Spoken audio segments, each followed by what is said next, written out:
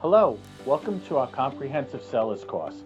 We are so excited to help you on your home selling journey.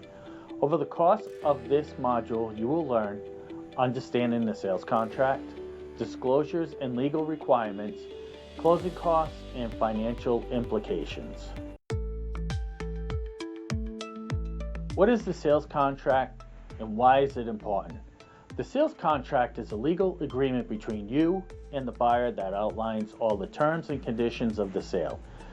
It's crucial because it provides a clear framework for the transaction, detailing everything from the purchase price to contingencies, timelines, and your responsibilities as the seller.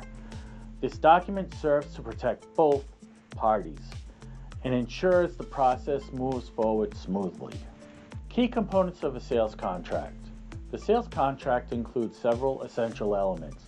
The most important ones are the purchase price, closing date, contingencies such as financing, home inspection, and appraisal, and an earnest money deposit.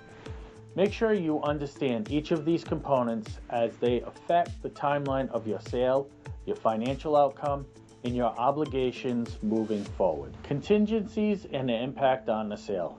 Contingencies are conditions that must be met for the sale to proceed. The most common contingencies are for financing, home inspection, and the appraisal.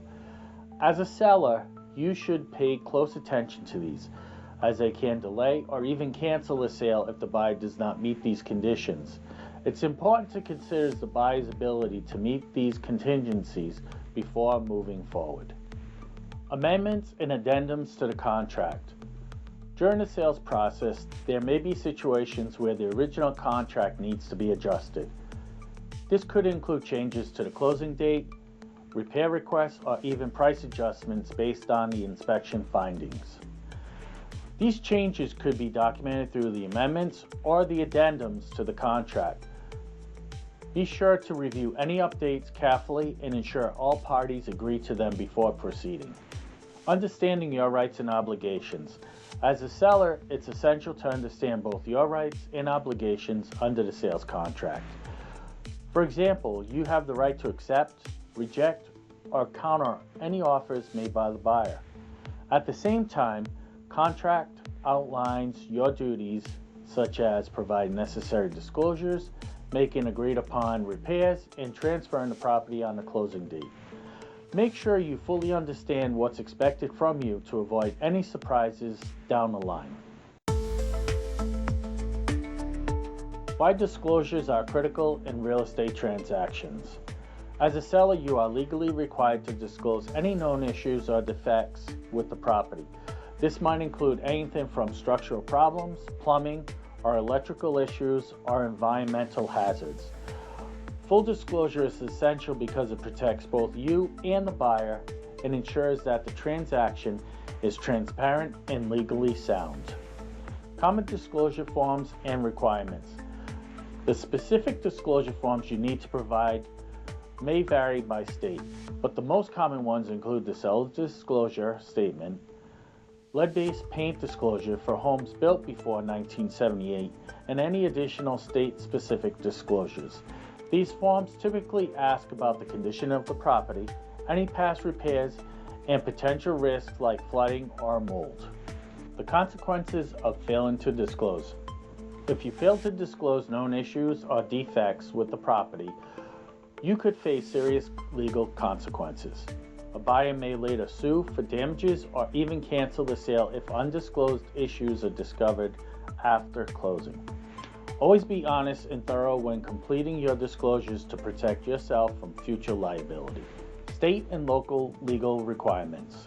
In addition to federal requirements, each state and locality may have its own rules when it comes to disclosures. For example, some states require sellers to provide a specific set of disclosures or even conduct property inspections before listing. Make sure you consult with your real estate agent or an attorney to ensure you're meeting all local requirements and regulations. Handling disclosures for potential issues. If you know there are issues with the property, such as a faulty roof or plumbing problems, it's often better to disclose them up front rather than wait for a buyer to discover them later.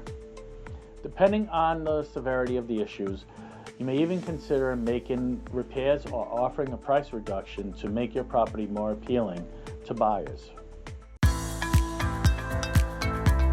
What are closing costs and who pays for them? Closing costs are the fees associated with finalizing the sale of your home. As a seller, you'll typically be responsible for certain costs such as an agent commission, title insurance, transfer taxes, and prorated property taxes. It is important to budget for these costs ahead of time, so there are no surprises when a deal is closing. Seller's closing cost breakdown. Here's a quick rundown of some common seller closing costs. The real estate agent commission, title insurance, which protects the buyer in case any legal issues arise with the title. Repairs or seller concessions. If you've agreed to make repairs or offer credits, these will factor into your closing costs. Transfer taxes and fees. These vary by state and local jurisdiction and are required to transfer the property title. How to estimate your net proceeds. To estimate your net proceeds from the sale, start by subtracting your closing costs from the agreed upon sales price. Don't forget to account for your mortgage balance if you haven't paid off the loan. It's a good idea to work with your agent or a financial advisor to get a clear estimate so you can plan ahead for your next steps, whether that's buying another property or investing elsewhere. Capital gains tax and exemptions.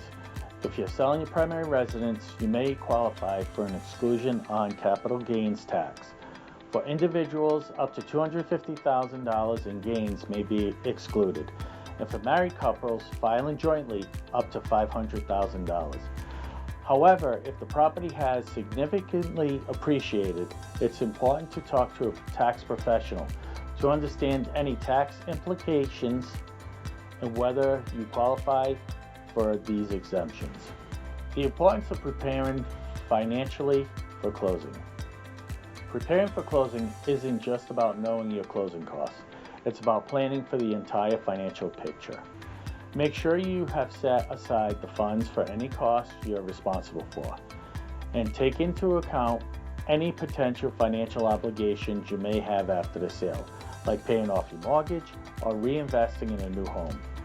Being financially prepared may make the closing process much smoother and less stressful. Congratulations on completing Module 7 of our Comprehensive Seller's Course. We hope you have found this information helpful for your home selling journey. If you have any further questions about the topics covered in this video, feel free to reach out to us. As always, thank you for landing with the Landrys. See you soon.